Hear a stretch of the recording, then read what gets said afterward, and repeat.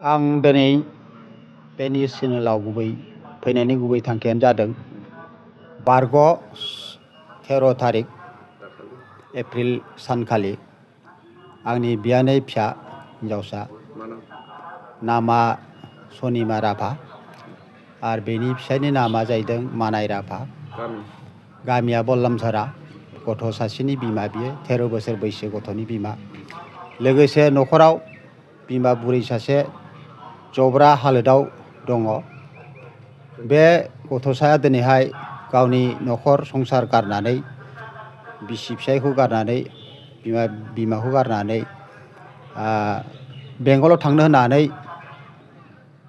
बारग' 13 थारिख खालि बेंगलाव थांनो होननानै न'निफ्राय ओंखारलांदों।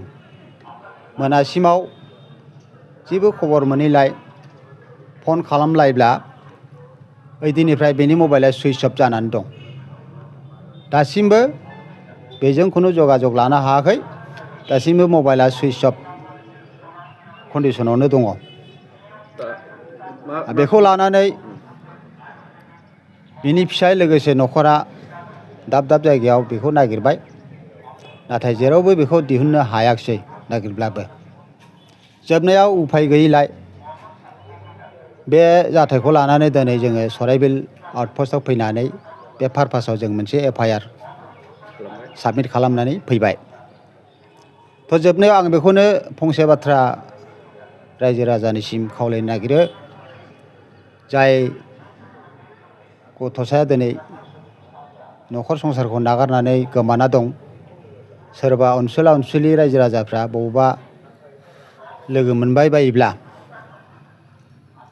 जोंनि कन्टेक्ट नाम्बाराव जोंनो एसे खबरखौ हरनो थाखाय आं खावलायहरबाय। नोंथांनि मोनथिनाय बादिबा हौवा हिन्जाव माबा मोनसे दावराव जायोमोन नामा? बेनि सिगां मोनथिनाय मथेब्ला हौवा हिन्जावनि गेजेराव खुनु रोखोम नांलाय खमलाय जायाखै। जोंबो सेरखम गावसोरनि सिङावनि बाथ्राफोरखौ मिथिया। गावसोरबा मालाय बिसि फिसायनि गेजेराव मा बाथ्रा दङ बेखौ जों बुंनो हाया। खिन्थु मिथिनायाव सेरखम बिसि फिसायनि गेजेराव खुनु रोखोम नांलाय खमलाय जायाखै। दा मा जाहोनाव खारदों बेखौ जोंबो मिथिया न'खरा। दा जायनाखि बेक्तिया गोमानानै दं बिथांनिसिम मा खावलायहरनो, मा बुंहरनो हास्थायो? जायनाखि बेक्तिया गोमानानै दं सनिमा राभा, बेनिसिम आङो राभाजों फंनैसो खावलायहरनो सानदों।